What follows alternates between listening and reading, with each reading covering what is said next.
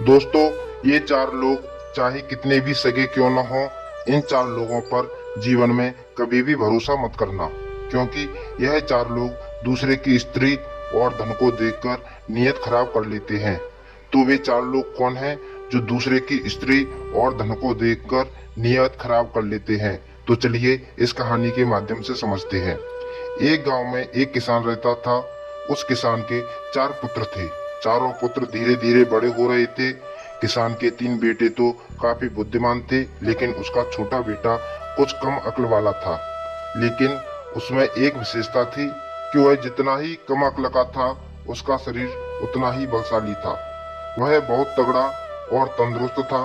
एक दिन उस किसान ने सोचा कि मेरे तीनों बेटे तो काफी बुद्धिमान हैं और अपना जीवन किसी न किसी तरह से काट ही लेंगे, लेकिन मेरा छोटा पुत्र कम बुद्धि वाला है। उसकी जीविका के लिए मुझे बड़ी चिंता हो रही है। फिर काफी सोच विचार के बाद वह इस नतीजे पर पहुंचा कि क्यों न मैं अपने इस छोटे पुत्र को पहलवानी ही सिखा दूं। वैसे भी इसका शरीर देखने में पहलवानों जैसा है।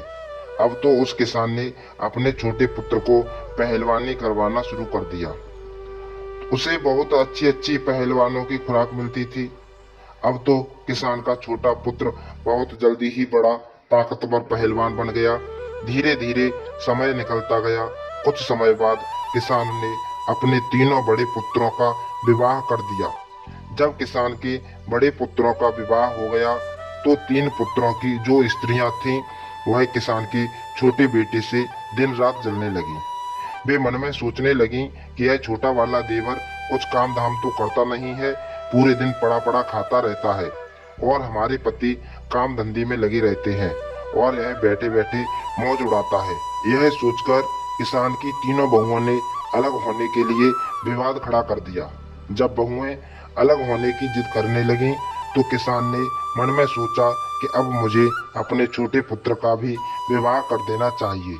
यही सोचकर उस किसान ने किसी प्रकार अपने छोटे पुत्र का विवाह भी संपन्न करा दिया। संयोग से उस पहलवान की पत्नी बहुत ही सुंदर और बुद्धिमान थी। आसपास के क्षेत्र में कोई भी स्त्री उसके समान सुंदर नहीं थी। अब छोटे पुत्र का विवाह होने के बाद किसान ने अपने चारों पुत्रों को अलग अलग कर दिया, ताकि घर में किसी बात को लेकर विवाद ना हो। जब चारों बेटे अलग अलग हो गए, तो किसान के तीन बड़े बेटे जो काफी बुद्धिमान थे, वे तीनों तो अच्छी तरह से कमाने खाने लगे। परंतु छोटा बेटा जो पहलवान था, उसका तो सिर्फ एक ही काम था, अच्छा अच्छा खाना और प्रतिदिन पहलवानी करना, जिस कारण बहुत जल्दी ही उसके ऊपर कंगाली आने लगी।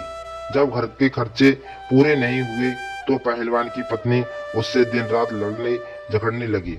वह कहने लगी कि तुम कोई काम धाम तो करते नहीं हो, सिर्फ दिन भर पड़े रहते हो, तुम्हें खाने को भी अच्छा अच्छा चाहिए। इस तरह से हमारा गुजारा कैसे हो पाएगा? अब दोनों पति पत्नी में विवाद होने लगा। क्योंकि पहलवान की पत्नी काफी बुद्धिमान थी, इसलिए उसने कुछ सोच विचार कर एक दिन अपने पति से कहा कि तुम इस देश के राजा के पास जाओ और राजा से कहना कि मुझे नौकरी दे दो। पहलवान कहने लगा कि यह तुम क्या कह रही हो? मैं तो कोई काम ही नहीं जानता हूँ, केवल कुश्ती लड़ सकता हूँ और भोजन कर सकता हूँ। इसके अलावा और कोई काम तो मुझे आता ही नहीं। तो राजा के यहाँ मुझे नौकरी कैसे मिलेगी? और किसी प्रकार अगर मिल भी गई, तो मैं वहाँ क्या काम करूँगा? तब पहलवान की पत्नी कहने लगी कि वह सब तुम मुझ पर छोड़ दो, मैं जैसा कहती हूँ वैसा ही करो। तुम महाराज के पास जाओ और महाराज से कहना कि मुझे लखटकिया की नौकरी चाहिए, और यह बिल्कुल भी मत बताना कि मुझे कुछ नहीं आता। पहलवान की पत्नी पहलवान को समझा बुझाकर महाराज के पास भेज देती है। पहलवान उदास मन से राजा के दरबार की ओर चल देता है। जब वह राजा के दरबार में पहुंचा, महाराज ने देखा कि बहुत हट्टा कट्टा बलवान पहलवानों जैसा शरीर वाला एक आदमी मेरे दरबार में आया है। महाराज ने उसे देखकर उससे पूछा कि आप किस लिए आए हैं? तो वह कहने लगा कि महाराज, मुझे नौकरी चाहिए। राजा ने कहा, अच्छा ठीक है, लेकिन पहले आप हमें यह बताओ कि आप करोगे क्या? आप क्या काम कर सकते हो? तब वह पहलवान कहता है कि महाराज, ऐसा काम जो आपके राज्य में कोई न कर पाए वह काम मैं करूंगा, परंतु इसके बदले में आपसे 1 लाख टका का वेतन लूंगा। राजा कहने लगा, तो अच्छा लखटकिया की नौकरी करोगे? वह पहलवान कहने लगा, जी महाराज। राजा ने अपने मंत्रियों से विचार विमर्श किया और कहा, देखो तो जरा, क्या हमसे पहले कभी किसी पूर्व राजा ने किसी लखटकिया को नौकरी पर रखा है या नहीं? राजा के मंत्री ने जब पुराने दस्तावेज खंगाले तो उन्हें पता चला कि महाराज के पिता ने भी एक लखटकिया को नौकरी पर रखा था। मंत्री कहने लगा कि महाराज, आपके पिता ने भी एक लखटकिया को नौकरी पर रखा था। अपने मंत्री की बात सुनकर राजा बोला, तो ठीक है, हम भी अपने यहाँ एक लखटकिया को नौकरी पर रख लेते हैं।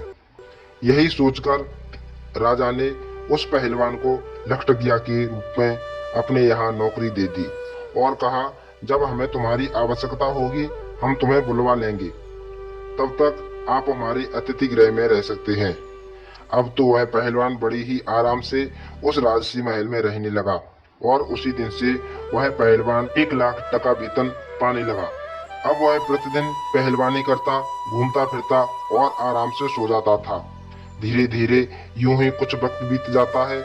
एक दिन राजा और उसके मंत्री पहलवान से कहने लगे कि तुम कई दिनों से अपने घर नहीं गए हो, इसलिए अपने घर हो आओ, और हम भी तुम्हारा घर देखना चाहते हैं, इसलिए हम भी तुम्हारे साथ चलेंगे। महाराज की बात मानकर पहलवान राजा और मंत्री को लेकर अपने गांव के लिए चल देता है। पहलवान राजा और मंत्री को लेकर जब अपने घर पहुंचा तो पहलवान की पत्नी ने देखा कि राजा और मंत्री हमारे घर आए हैं, तो उसने उनके लिए बड़ा ही स्वादिष्ट भोजन बनाया और उन्हें अपने हाथों से परोसा। तभी राजा की नजर पहलवान की पत्नी पर चली गई। पहलवान की पत्नी तो सुंदर थी ही, वह इतनी सुंदर थी रानी भी उसके सामने कुछ नहीं थी। राजा यह देखकर आश्चर्य में पड़ गया। भोजन करने के बाद महाराज और मंत्री वापस चले आए। अब राजा मंत्री से कहने लगा कि मंत्री जी, इस पहलवान की पत्नी कितनी सुंदर है, इसके सामने तो हमारी रानी कुछ भी नहीं है। तब मंत्री ने कहा, हाँ महाराज, पहलवान की पत्नी सुंदर तो है, परंतु क्या किया जाए, यह तो अपना अपना नसीब है। किसी के नसीब में सोना है तो किसी के नसीब में मिट्टी भी नहीं। राजा बोला कि मंत्री जी, हम पहलवान की पत्नी को पाना चाहते हैं, इसलिए मुझे कोई तरकीब बताओ, हमें क्या करना चाहिए? मंत्री कहने लगा कि महाराज, मुझे कुछ समय दो, मैं कोई ना कोई उपाय सोचकर आपको बता दूंगा।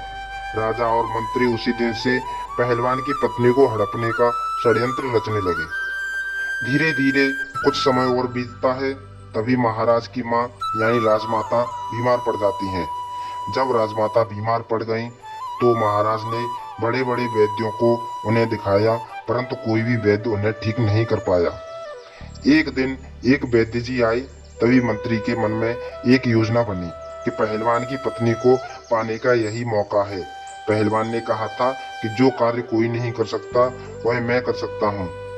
आज उसके ही जाल में फंसाने का मौका मिला है। मंत्री ने एक षड्यंत्र रचा। जब वह अपने षड्यंत्र से पूरी तरह से संतुष्ट हो गया, तब वह मंत्री उस वैद्य के पास गया और उससे बोला कि वैद्य जी, अगर आप हमारे बताए अनुसार राजमाता का इलाज करेंगे तो मैं आपको 500 स्वर्ण मुद्राएं दूंगा। 500 स्वर्ण मुद्राओं की बात सुनकर वैद्य के मन में लालच आ गया। वह बोला कि बताइए मंत्री जी, मुझे क्या करना होगा? मंत्री बोला कि वैद्य जी, आप राजमाता के इलाज के लिए राजा से ऐसी वस्तु की मांग करना जो कहीं भी उपलब्ध न हो। 500 स्वर्ण मुद्राओं के लालच में आकर वैद्य कहने लगा कि मंत्री जी, मैं ऐसा ही करूंगा। अब मंत्री वैद्य को लेकर राज दरबार में आया और राजा से कहा कि महाराज, यह वैद्य जी बड़े ही माने हुए हैं, मैं इन्हें बहुत दूर से बुलाकर लाया हूँ। यह वैद्य जी राजमाता का इलाज करना चाहते हैं। महाराज बोले, तब तो बड़ी ही प्रसन्नता की बात है। राजा फौरन उस वैद्य को साथ लेकर राजमाता के पास गया। वैद्य ने राजमाता की नब्ज देखी और नब्ज देखकर राजा से कहा कि महाराज, इनका इलाज अब संभव नहीं है। यह सुनकर राजा एकदम घबरा गया और कहने लगा, क्यों वैद्य जी, क्या बात है? वैद्य जी ने कहा कि राजन, आपकी माता को सिर्फ एक ही वस्तु ठीक कर सकती है। राजा कहने लगा, बताओ वह क्या है? फिर वैद्य बोला, महाराज, वह वस्तु बड़ी ही दुर्लभ है, इतनी आसानी से नहीं मिल सकती। राजा बोले, आप बताओ तो सही, मैं उस औषधि को कुछ भी करके ढूंढ कर लाऊंगा। तब वैद्य जी ने बताया कि महाराज, यदि आप 4 हूर बिला मंगवा दो तो आपकी माँ ठीक हो सकती हैं। 4 हूर बिला को मंगाकर आप उनका तेल निकलवाएं और उस तेल की मालिश राजमाता के शरीर पर करवाएं। तो राजमाता बहुत ही जल्दी स्वस्थ हो जाएंगी। वैद्य की बात सुनकर राजा मन में विचार करने लगा कि हमें अवश्य ही उस हूर बिला जानवर को मंगवाना चाहिए। फिर राजा ने पूछा कि वह कहाँ मिलता है? वैद्य कहने लगा, महाराज, हूर बिला हिमालय के जंगलों में मिलता है। राजा ने कहा, ठीक है वैद्य जी, तब तक आप हमारी माता का इलाज करें। हम अभी दरबार जाकर किसी को हूर बिला लाने के लिए भेजते हैं। दरबार में जाकर महाराज ने अपने समस्त सभासदों, मंत्रियों और सेनापतियों को बुलाया और उनसे कहा कि कोई ऐसा योद्धा है जो हूर बिला नाम के जानवर ला सके। यह बात सुनकर कुछ समझदार व्यक्ति कहने लगे कि महाराज, यह हूर बिला क्या होता है? हमने आज तक तो यह नाम कभी नहीं सुना। राजा कहने लगा कि यह एक प्रजाति का जानवर होता है जो हिमालय के जंगलों में रहता है।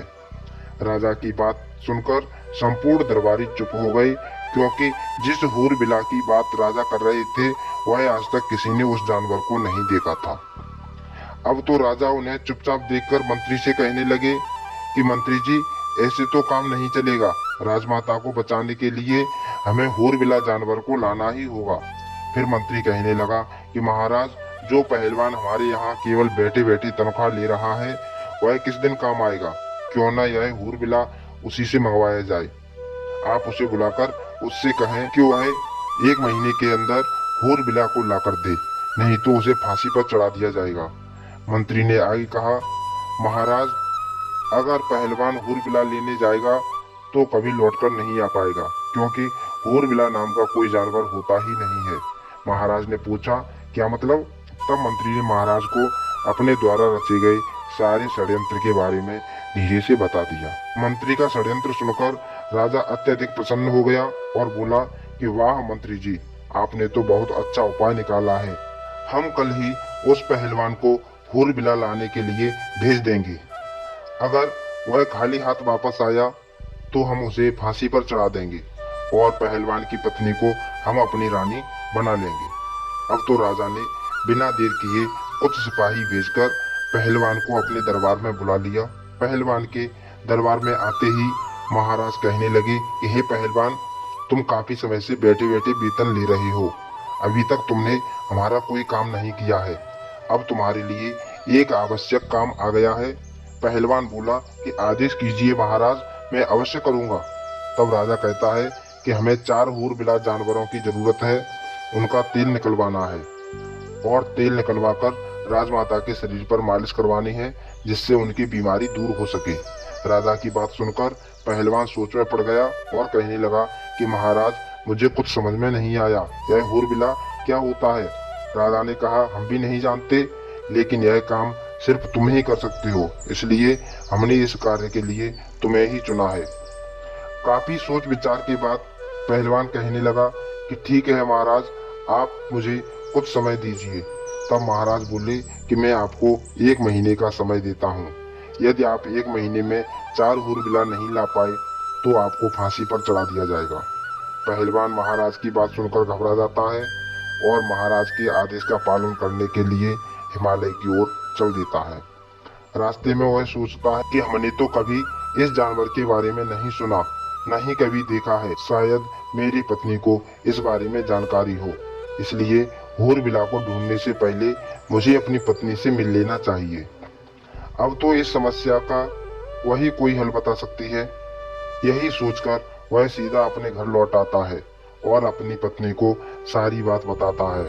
पहलवान की पत्नी ने जब सारी बात सुनी तो उसने मन में विचार किया कि ऐसा तो कोई जानवर होता ही नहीं है, शायद महाराज ने मेरे पति के लिए कोई षड्यंत्र तो नहीं रचा है। बहुत सोच विचार करने के बाद वह बोली कि ठीक है, तुम्हें महाराज ने 1 माह का समय दिया है। मेरे मायके में बहुत से हुरविला मिलते हैं। तुम ऐसा करो कि मेरे मायके में चले जाओ और वहीं पर रहना। जब तक मैं खबर न भेजूं तब तक वापस मत आना। मैं अपने भाइयों से कहकर हुरविला मंगवा दूंगी। यह बात सुनकर पहलवान खुश हो जाता है और अपनी ससुराल चला जाता है और वहीं पर आराम से रहने लगता है। इधर पहलवान की पत्नी ने सोचा कि राजा अवश्य ही मेरे पति को ढूंढते हुए यहाँ तक आएगा। उसने सारी परिस्थितियों को पहले ही समझते हुए अपने आंगन में 100 हाथ गहरा एक कुआं खुदवा दिया। उसके ऊपर एक कच्चे धागे से चारपाई बुनकर उसके ऊपर डाल दी और उस चारपाई के ऊपर अच्छे से मखमली बिस्तर लगा दिए। उधर राजा ने सोचा कि यही सही मौका है, पहलवान के घर चलकर उसकी पत्नी से अपने प्रेम का इजहार कर देना चाहिए। पहलवान के दरवाजे पहुंचकर राजा ने दरवाजा खटखटाया और आवाज लगाई। पहलवान की पत्नी ने आकर दरवाजा खोला। द्वार पर राजा को देखकर वह कहने लगी कि महाराज, आप इस समय मेरे पति घर पर नहीं है, इसलिए आप बाहर ही विराजिए। मैं आपके लिए भोजन पानी लेकर आती हूँ। राजा कहने लगा, अरे नहीं नहीं, मैं बाहर क्या करूँगा, मैं भी आपके साथ अंदर ही चलता हूँ। पहलवान की पत्नी को अपने जाल में फंसाने की नियत से राजा कहने लगा कि हे सुंदरी, लगता है कि पहलवान आपको अच्छे से नहीं रखता है।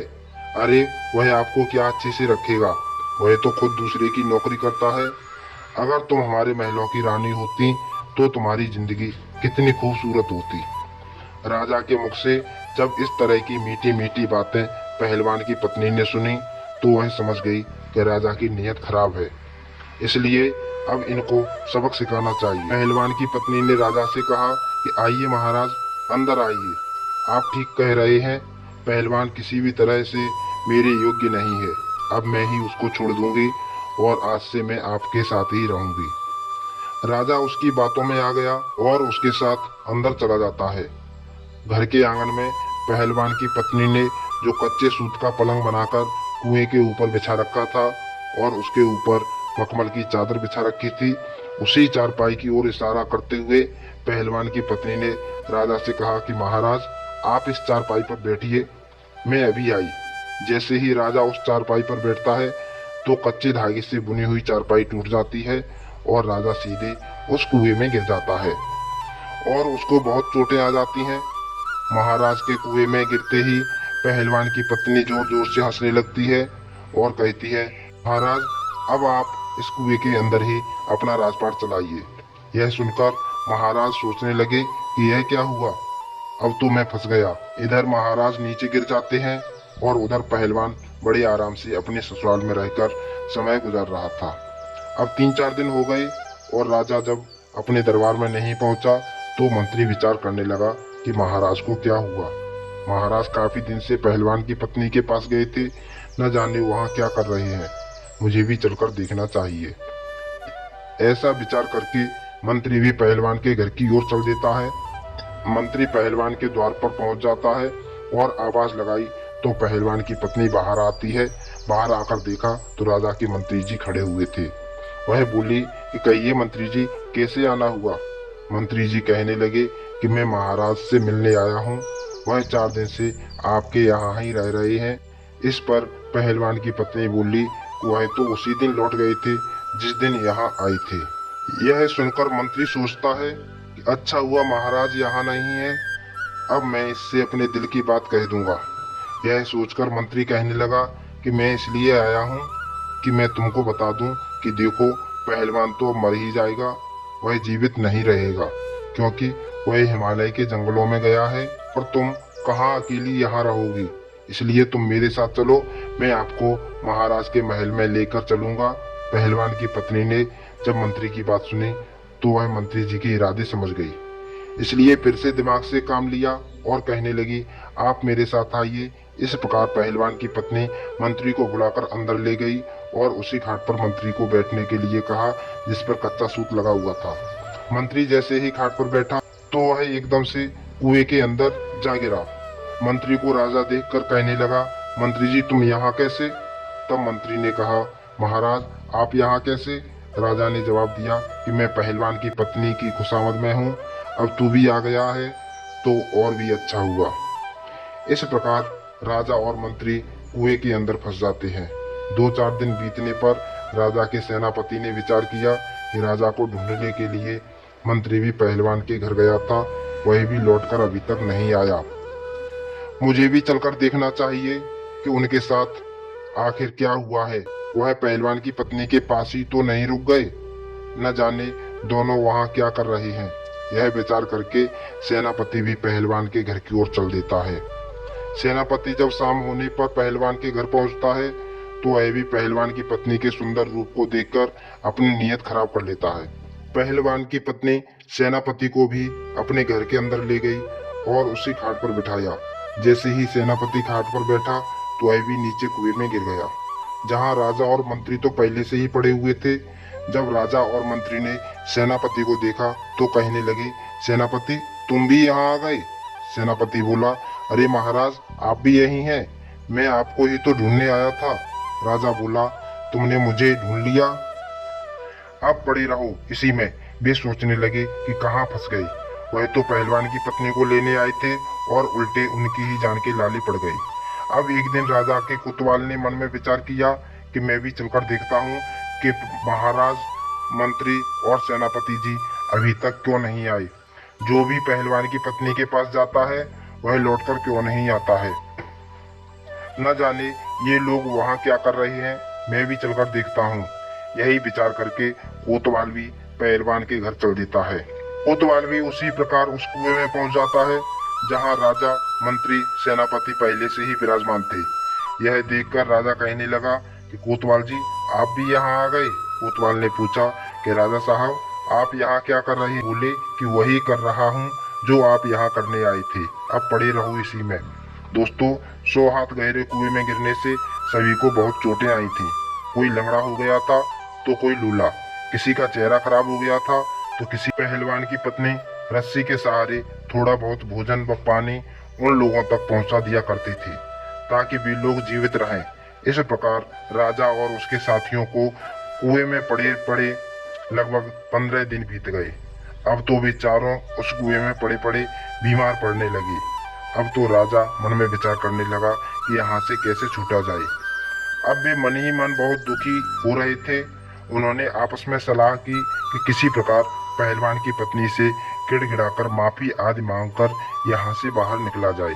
बाद में हम इसे इसके किए की सजा अवश्य देंगे। यही सोचकर राजा ने पहलवान की पत्नी को आवाज लगाई। माफी मांगते हुए कहने लगा कि हमें माफ कर दो और हमें यहाँ से बाहर निकाल दो। पहलवान की पत्नी जानती थी कि अगर इनको यहाँ से ऐसे ही जाने दिया तो ये लोग अवश्य ही हमसे बदला लेने के बारे में सोचेंगे, हमारा जीना मुश्किल कर देंगे। इसलिए उसने अपने मन में एक नई योजना बनाई और महाराज से कहा कि महाराज मैं आप लोगों को बाहर निकाल तो दूंगी और राजमहल भी जाने दूंगी, लेकिन मेरी एक शर्त है कि जिस तरह मैं आप लोगों को यहाँ से भेजूंगी वैसे ही आप लोग यहाँ से जाएंगे। महाराज व उसके साथी उसकी शर्त मानने को तैयार हो जाते हैं। तब पहलवान की पत्नी कहती है, तो ठीक है, आप 2 दिन का इंतजार और करिए। तीसरे दिन हम आपको आपके राजमहल तक स्वयं भिजवा देंगे। यह सुनकर राजा और उसके साथी बहुत खुश हो गए। इधर पहलवान की पत्नी ने अपने बच्चों एवं जेठ के बच्चों को आदेश दिया कि आप लोग कुछ पक्षियों के पंखों की व्यवस्था करो। चिड़िया, कबूतर, मोर और समस्त पक्षियों के ज्यादा से ज्यादा पंख लेकर आओ और एक कमरे में उन पंखों को भर दो। उसके और उसके तीनों जेठों के पुत्र छोटे छोटे बालक ही थे। उन्होंने 2 दिन में ही वह कमरा पंखों से भर दिया। जब तीसरा दिन हुआ तो पहलवान की पत्नी ने अपने और जेठ के पुत्रों को फिर बुलाया और उसने कहा कि आप 2 कुंतल तारकोल की व्यवस्था करो। इस प्रकार से तारकोल की व्यवस्था की गई। फिर उसके बाद उसे गर्म किया गया। जब वह पतला हो गया तो उसे ठंडा करने के लिए रख दिया गया। ठंडा हो जाने पर उसे एक बड़ी कढ़ाई में भरकर रख दिया। इसके बाद पहलवान की पत्नी ने अपने तीनों जेठों व सभी बच्चों की मदद से कुएं में एक मोटा सा रस्सा डालकर सबसे पहले महाराज को बाहर निकाला और महाराज से कहा, आप इस कढ़ाई में भरे द्रव्य में डुबकी लगाओ और उसके बाद कमरे में जाकर लेट जाओ। राजा तो पहले से ही अधमरा हो चुका था, इसलिए उसने चुपचाप पहलवान की पत्नी की बात मानते हुए तारकोल भरी कढ़ाई में डुबकी लगाई और बगल वाले कमरे में जाकर लेट गया, जिस कमरे में पक्षियों के पंख भरे हुए थे। शरीर पर तारकोल होने के कारण जैसे ही हुआ है पक्षियों के पंख वाले कमरे में लेटा तो उसके पूरे शरीर पर पंख ही पंख चिपक गए। इसी प्रकार एक एक करके चारों को कुएं से निकाला गया और तारकोल में स्नान कराया। उसके बाद पंख वाले कमरे में भेजकर उन्हें लिटाया गया। चारों तारकोल में डुबकी लगाने के कारण पहले से ही काले हो गए थे और अब तो उनके शरीर पर पक्षियों के पंख भी चिपक गए थे। अब भी एक अजीब प्राणी की तरह दिखने लगे थे। कुएं में गिरने के कारण वे पहले से ही चोटिल हो गए थे और इतने दिनों तक कुएं में बंद रहने की वजह से उनका स्वास्थ्य भी खराब हो गया था, जिस कारण वह कोई प्रतिरोध करने की स्थिति में नहीं थे। लेकिन मन में सोच रहे थे कि एक बार यहाँ से छूटकर राजमहल तक पहुँच जाएं। इसके बाद इस पहलवान की पत्नी को ऐसा सबक सिखाएंगे कि जिंदगी भर याद रखेगी। इधर पहलवान की पत्नी ने अपने मायके खबर भेजकर अपने पति को भी वापस बुला लिया। पहलवान जब घर वापस आया तो उसकी पत्नी ने कहा कि देखो, मैंने 4 हूरबिला जानवरों की व्यवस्था कर दी है। चारों हूरबिला अंदर कमरे में बैठे हैं। पहलवान ने देखा कमरे में बड़े ही विचित्र प्रकार के 4 जानवर बैठे थे। वे देखने में तो इंसान जैसे ही लग रहे थे, लेकिन उनका शरीर काला था और पूरे शरीर में तरह तरह के रंग बिरंगे पंख लगे हुए थे। उन चारों प्राणियों को देखकर पहलवान बड़ा ही प्रसन्न होता है। पहलवान की पत्नी बोली कि आप इन्हें रस्सी में बांधकर राजमहल ले जाइए। वैसे तो यह बड़े सीधे साधे हैं, चुपचाप चले जाएंगे, लेकिन यदि इनमें से कोई भी रास्ते में उत्पात करे तो उसकी पिटाई के लिए एक मोटा डंडा भी लिए जाना। पहलवान प्रसन्न होकर चारों के गले में रस्सी का फंदा डालकर उन्हें लेकर राजमहल की ओर चल देता है और अपने हाथ में एक मोटा सा डंडा ले जाता है। बेचारे पहले से ही लंगड़े लूले हो गए थे और उनकी हालत भी खराब थी और ऊपर से पहलवान से डंडा खाने का भी डर था, इसलिए वे चारों चुपचाप राजमहल की ओर चल देते हैं।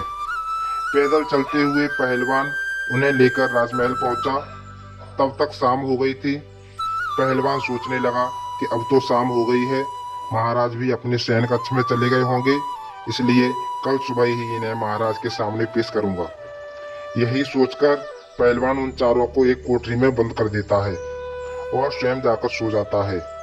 अब राजा, मंत्री, कोतवाल और सेनापति विचार करने लगे, यदि सुबह पहलवान ने हमें दरबार में पेश कर दिया फिर महारानी हमारा तेल निकलवा लेगी, क्योंकि उन्हें भी राजमाता को ठीक कराने की शीघ्रता है। राजपुरोहित कल ही हमारा तेल निकलवा देंगे, अर्थात अब हमारी मृत्यु निश्चित है। यदि किसी तरह हम पहचाने गए तो संपूर्ण नगर में हमारी हंसी हो जाएगी, इसलिए जल्दी कोई उपाय कीजिए। तभी अचानक राजा कहने लगा कि इस कोठरी से एक गुप्त सुरंग हमारी शयन कक्ष तक जाती है। आप लोग ऐसा कीजिए, इस पत्थर को उठाइए और मुझे उस सुरंग में उतार दीजिए। उन चारों ने जोर लगाकर पत्थर उठाया और राजा को सुरंग में नीचे उतार दिया। राजा सुरंग के माध्यम से अपने शयन कक्ष में पहुंच जाते हैं।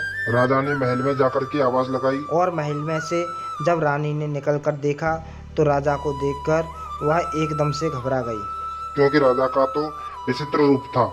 उनके शरीर पर पंख ही पंख लगे हुए थे। ऐसा जानवर या आदमी उसने आज तक नहीं देखा था। रानी चीख पड़ी। रानी की आवाज सुनकर नौकर, चाकर, दास, दासियां और कुछ सैनिक वहां इकट्ठे हो जाते हैं।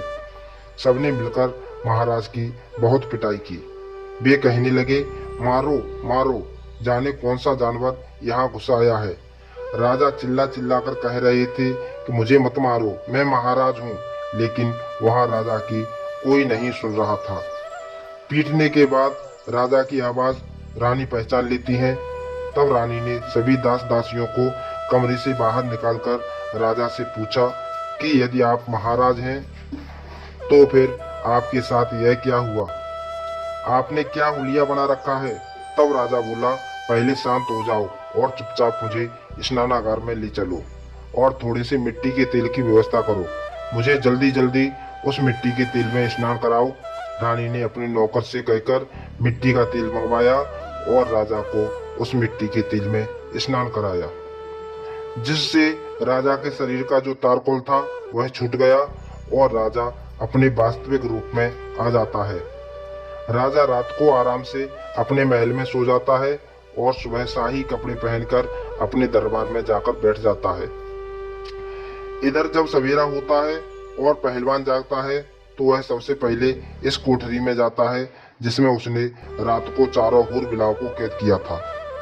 जैसे ही पहलवान कोठरी के अंदर पहुंचा तो उसने देखा कि 4 हूर-बिलाव में से एक हूर-बिला गायब था। 3 ही हूर-बिला बचे थे। अब तो वह डंडा लेकर उन तीनों को मारने लगा। वह पूछने लगा कि बताओ एक कहाँ गया। तीनों कहने लगे, देखो भाई, हमें मत मारो, हम आपको सब कुछ बता देंगे। पहलवान कहने लगा, जल्दी बताओ, क्योंकि महाराज 3 हूर-बिला देखेंगे तो वह हमें फांसी पर चढ़ा देंगे। तीनों कहने लगे, देखो, जब राजा तुमसे यह कहे कि चौथा कहाँ है तो तुम कह देना कि हमें सब पता है। ज्यादा पूछताछ करोगे तो हम तुम्हारी पोल खोल देंगे। तब राजा समझ जाएगा और वह तुमसे कुछ नहीं कहेगा। यह सुनकर पहलवान प्रसन्न होता हुआ उन तीनों को लेकर राजा के दरबार में उपस्थित होता है। संपूर्ण दरबार उन्हें देखकर अचंभित हो जाता है। पूरे दरबारी उन्हें देखकर हंसने लगे और सोचने लगे, यह तो बड़े ही विचित्र जानवर हैं। ऐसे जानवर तो हमने पहले कभी नहीं देखे। राजा को पहलवान ने उन तीनों हूर-बिलाओं को सौंप दिया। तीनों को देखकर राजा कहने लगा कि अरे पहलवान, मैंने तो तुमसे 4 हूर-बिला मंगाए थे, यह तो 3 ही हैं, एक कहाँ है? मैं अभी तुम्हें फांसी पर चढ़ा दूंगा। पहलवान कहने लगा कि महाराज, ज्यादा बोलोगे तो मैं तुम्हारी सारी पोल खोल दूंगा और मैं सबको बता दूंगा। पहलवान की यह बात सुनकर राजा सोचने लगता है कि शायद इसको सब पता चल गया है। अगर इसने मेरी पोल खोल दी तो मैं कहीं मुंह दिखाने लायक नहीं रहूंगा। राजा ने चुपचाप उन तीनों को ले लिया और चुपके से उन्हें उनके घर भेज दिया और कहा कि जल्दी जल्दी स्नान करके साफ सुथरे होकर वापस आ जाओ। वे तीनों अपने अपने घर गए और मिट्टी के तेल में स्नान करके साफ होते हैं। उसके बाद राजसी वस्त्र पहनकर अपने रूप में वापस आते हैं और दरबार की कार्रवाई स्थगित करते हुए चारों आपस में विचार करने लगे कि अगर हम पहलवान की पत्नी को पाने की इच्छा न करते तो शायद हमारे साथ ऐसा नहीं हुआ होता। अब यह बात हम किसी को भी नहीं बता सकते। अगर हम लोग पहलवान और उसकी पत्नी से बदला लेने का प्रयास करते हैं तो भी यह बात महारानी को पता चल सकती है और पूरे नगर में भी फैल सकती है। इसलिए इस रहस्य को गुप्त ही रखना ठीक रहेगा। इस प्रकार उन्होंने पहलवान को कुछ नहीं कहा और पहलवान आनंद से राजा के यहाँ नौकरी करता रहा। दोस्तों, इस कहानी का उद्देश्य यही है कि दूसरे की स्त्री, दूसरे के धन के पीछे मत भागो। अगर भागोगे तो इसी तरह कायल होना पड़ेगा। कहते हैं कि यह 4 लोग हमेशा दूसरे की स्त्री एवं धन को देखकर नीयत खराब करते हैं, इसलिए इन्हें कभी अपने घर बुलाकर मत लाना। नंबर 1, जो कामी और लालची हों, जिन्होंने कभी धर्मशास्त्रों को न पढ़ा हो और न सुना हो। नंबर 2, जिन्होंने कभी किसी को अपना आदर्श नहीं माना हो। नंबर 3, जो धर्म से अज्ञानी हैं। नंबर 4, जिनका मन चंचल है, जिन्हें ईश्वर का भय नहीं होता। ऐसे लोग हमेशा दूसरों की स्त्री और दूसरों के धन को देखकर नीयत खराब करते हैं। आपको ये कहानी कैसी लगी नीचे कमेंट बॉक्स में कमेंट करके जरूर बताएं। वीडियो को लाइक और शेयर जरूर करें। अगर आप चैनल पर नए हैं तो चैनल को सब्सक्राइब करके बेल आइकन दबा दें, जिससे मेरी आने वाली सभी वीडियोस की नोटिफिकेशन आपको समय पर मिलती रहे। धन्यवाद।